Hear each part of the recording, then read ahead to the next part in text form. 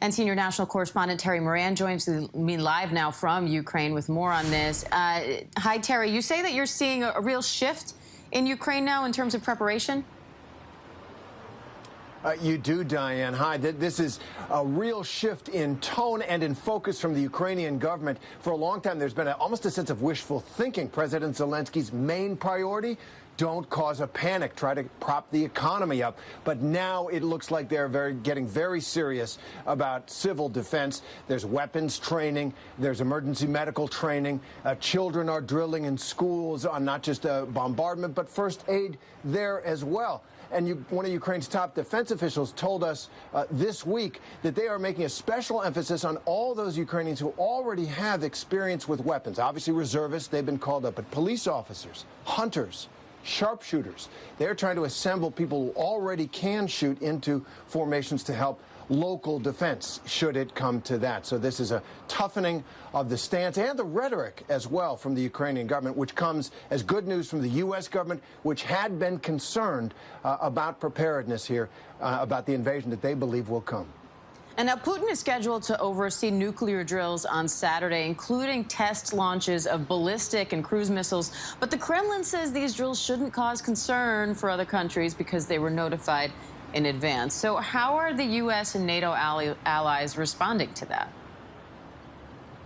Well, they're watching these tests very closely. It does not look like these tests, which Putin will oversee, of ballistic missiles and cruise missiles, are going to play a big role in any combat here. They could be used, but really it's a show of might and defiance against NATO. If you've been watching, you've seen the American government sending forces to bolster NATO's eastern flank, right? We've got those forces in Poland now and elsewhere. Russia has also been placing forces around the world. Its naval base in Syria, its key Mediterranean naval base, has been hardened with some forces. And this is just a show that that there will be no messing with Russia if it wants to conduct what they are calling military technical operations, in other words, an invasion of Ukraine. It doesn't really impact the balance of power here, but it is a demonstration of the extremely dangerous moment that we are in right now. Those are nuclear-capable missiles that he's going to oversee. A message to NATO and the United States more than anything about Putin wants a free hand here. Now, President Biden's also meeting with allies this afternoon. Vladimir Putin is as well. So who's meeting with the president of Belarus as their militaries hold joint exercises? Where does the diplomatic effort go from here? You know, Diana, it feels like it's at an impasse right now, doesn't it? It felt like with Secretary of State Antony Blinken at the UN Security Council making that statement, please give us a pledge you won't invade. We've got some ideas. Let's keep talking. Russia responding, now with the pledge saying we have no plans to invade, and then saying, here are our demands. Ukraine must be guaranteed never to be able to join NATO. He wants to take the freedom of choice from the sovereign and free people of Ukraine. He also says NATO needs to roll back its infrastructure, its support of countries back to 1997. 25 years almost. Those are non-starters, and he knows it.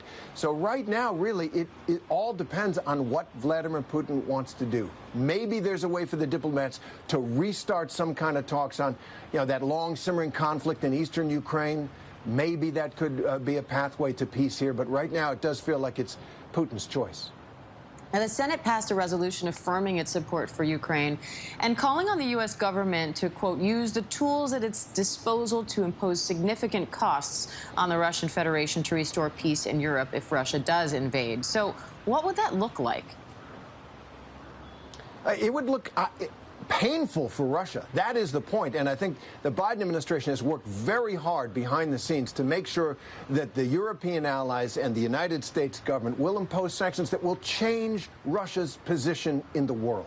No more doing business with the West on a regular basis.